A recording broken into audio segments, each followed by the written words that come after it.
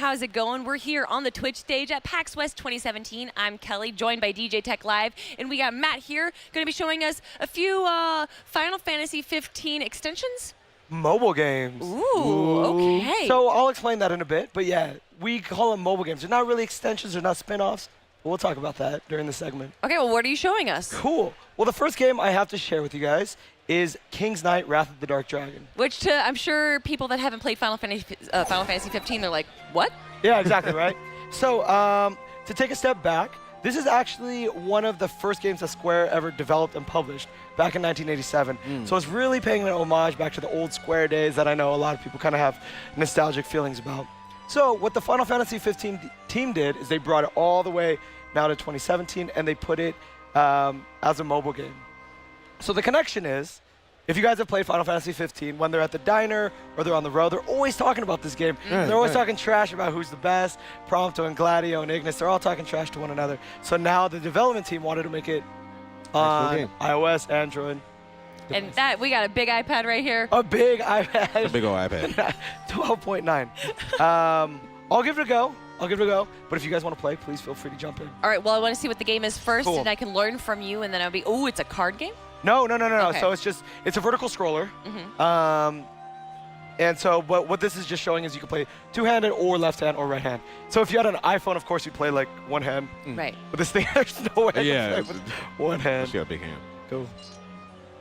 Cool. So on the original NES, when this was released, we'll skip past the story, but on the original one, it was very unforgiving, very brutal. And so you had these characters that were just kind of, okay, so we're showing the attack, jumping, and shooting. Cool? Okay. Very, very simple commands.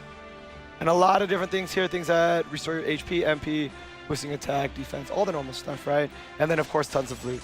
How much does this reflect the original that came out in the late 80s? Somewhat. It's very nostalgic, so if anybody ever played it, it also came out on Wii Virtual Console. Oh, okay. And so basically what made it so ungrueling on the original NES is this screen that's automatically scrolling up was so fast. Oh. And if you touch the bottom or it pushed you down, you Die. It's one-hit kills, you know? Right. Like those games like Ghosts and Goblins or like... But look like at you, you're not Gradius. even looking at the screen and you're doing fine right now. Does Fine. the difficulty get harder as you go along? It does. Of course, this is just a demo. This is just the first level. But yeah, of course, it'll get harder. The other thing that's brand new to this game... Oh, I can't even jump over there. Ooh. Oh, you See, I almost got ran there. out? Almost got there. Oh, no. The other thing that this has that the original did not is bringing in other characters and swapping them out on the fly. Okay, which characters? Yeah, so they're all characters that are unique within King's Knight. Uh-huh. So they're not characters from other games or things like that. But in the original King's Knight, you couldn't swap them actively. Correct. You had to just kind of use the one character. And then additionally, you have kind of these superpower moves, which you can just obliterate. Oh, wow. Cool. So the original one was very basic. Of course, NES, there wasn't a lot of storytelling. There wasn't a lot of depth. So it was just kind of like going up and attacking things and just trying to get as far as possible. So this one has a lot more depth. There's more characters to collect.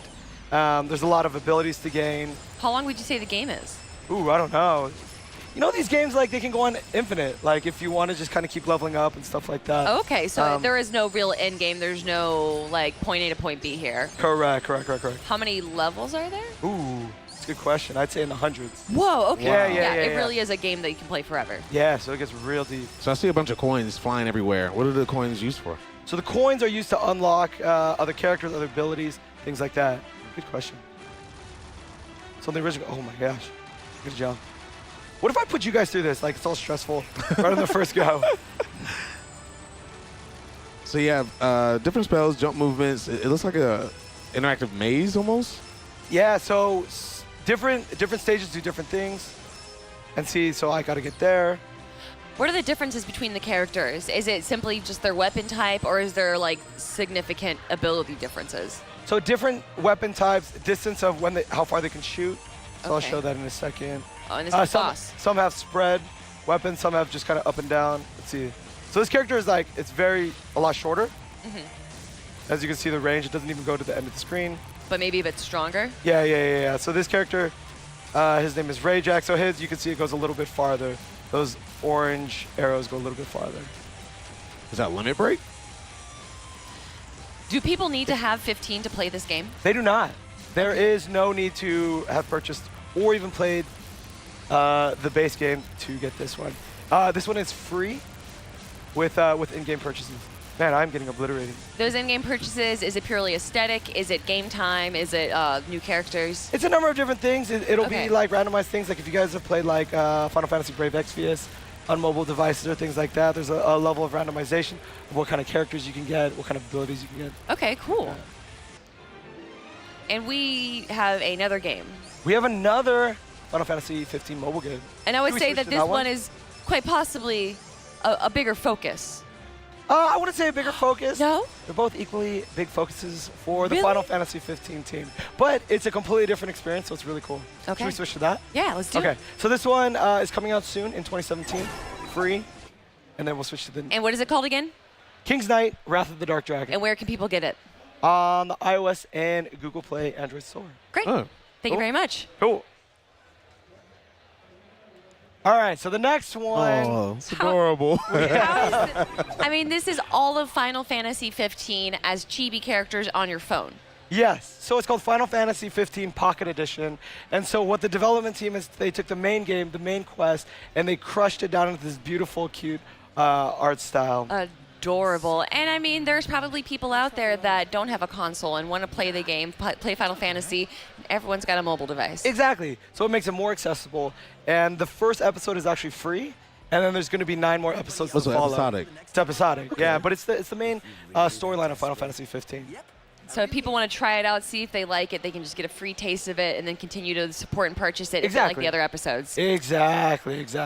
Now, is there anything going in between? Is any linkage between the console version and this version at all? There isn't. So it's not like if you play this one, you get bonus DLC or anything in the base game, or vice versa. So, but you'll definitely appreciate all the small things that they put in here. Yeah, what little things have they added? It's anybody who's played Final Fantasy 15 will just absolutely fall in love with it. You'll see the tiny little hands running around. You'll see kind of like how the warp strike has changed into a simpler, cuter form. So I fast forwarded. I skipped past the first cutscene. And if you guys remember Final Fantasy 15, the first 10 minutes or so are pushing a car. Yes. So we skipped past that. So I wanted to get you guys into the first quest. Thank you for that. One of the things a lot of people kind of talked about, and it was very mixed reactions, was the button to pick up items, Okay. where you would jump instead of automatically picking it up. Right. So in the mobile version, if you look at the screen, you just walk over and you pick up Oh. stuff. So that's like one of the many things that will make it a lot easier for players who may not be experienced with kind of Xbox One or PS4 controls. Now, how's the combat? Is the combat similar to Final Fantasy 15 on console? Is it action-based? Yeah, it's similar. It's not like we turned it down into turn-based. So it's still full action, but you can see I just tapped on it once, and it'll kind of auto-attack for you. But one of the biggest things for Final Fantasy 15 for me was the summons having this really godly appearance. They were dramatic. They affected the environment around them. How were you able to translate that into a cute chibi mobile game? Just like any Final Fantasy, right? Summons are always the most epic thing. So we're not quite ready to talk about summons yet. Okay. Exactly how they look. I wish I had one here to show you. I totally understand. I'm just really curious for it because that really is what set 15 apart for me, was seeing, I can't even remember his name, but the big lightning guy being summoned up onto the hillside and Rama. striking down. Right. And like all of the trees around you were like shattered and the ground below you was burnt into a crisp. I want to see how they make that cute and adorable. Right? Hey. Even these little scorpions are cute. I know, right? Oh, so he still has his teleportation and stuff like that. Yeah, the warp strike ability is still in there. And so the really cool thing about this is the tutorial in here is really, really smooth. So right now you don't even have it, but you'll eventually get it in the next battle that you go into. What are some things players are going to notice that are different though in this game? So you'll notice that it's not going to be completely open world, that it's a little bit more of a linear storyline. That's just because it is episodic. So of course, if you make it open world, it gets much more complex. Oh, it just shut off on me. Didn't like that. There's a lot of different things. The dialogue's different. Okay. So the voice actors did go back into the studio and re-record Oh, things. so it's the same voice actors. Oh. Yeah, so it's full voice acting. It's not like it's just sound effects, things like that. It's full voices throughout the whole game. And there's multi-language support. So for those people who love Final Fantasy games and like to really hear it in Japanese, but have the English subtitles, we have that support as well. That is great. Yeah, you happy about that? I am very happy about Oh, you play the Japanese voices of the that and English speak subtitles. it. Yeah. Oh, you do speak it? Yes. Wow.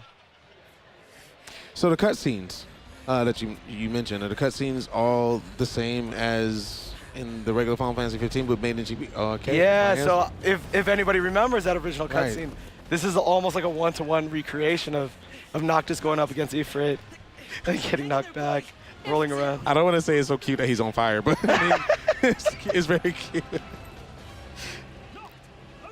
But I wish we had the audio playing through the headset so you could hear it. Oh, But it's just yeah. very quiet on our side, Yeah. but I'm sure the audience can enjoy it. Yeah. Where can people get this? Is it going to be available on Android and iOS? So Android, iOS, and Windows 10 devices. So again, episode 1 is free, and it's coming out this autumn, Man, 2017. it's just crazy to take an entire RPG and put it on a mobile phone. The fact that we can do that now is insane. Right? And I think big kudos to the Final Fantasy 15 development team. They really wanted to get the game in as many hands as possible, really make it accessible. And this is one of my favorite things. This cutscene's so serious. His face. So cute. Like, it's such a serious cutscene of, like, a king sending away his son. It's just this adorable little art stuff. Yeah. What were some of the issues you guys found translating a game into a mobile? I can't speak exactly about the development, about the successes and challenges, but I think one of the things I've appreciated seeing what we've seen thus far is I think some of the dialogue really helps connect the story a lot more. Oh. So I think those who have played Final Fantasy 15 main game and were like, I don't really understand how point A connected to point B, I think what the mobile version or Pocket Edition does is really help connect those a lot more. Really? I So think it actually adds content to it? it doesn't really add content, it adds different dialogue that helps like you connect the story a little bit better. It's hard to exactly explain that without you experiencing it yourself. Of course. We And where definitely can people find it? Yeah. Where can people find more Oh. information about the game? FinalFantasyXV.com/Pocket Edition. And the first game that we saw, Kings of... King's Knight, Wrath of the Dark Dragon. So that's FinalFantasyXV.com/King's Knight. All right. Thank you so Is much that for cool? joining Thank us. you so much. You guys, thank you so much for having me. This is No fun. problem at all. And everyone, thank you for joining us here on the Twitch stage. It's PAX West 2017, and we got more gaming content coming up right after this break.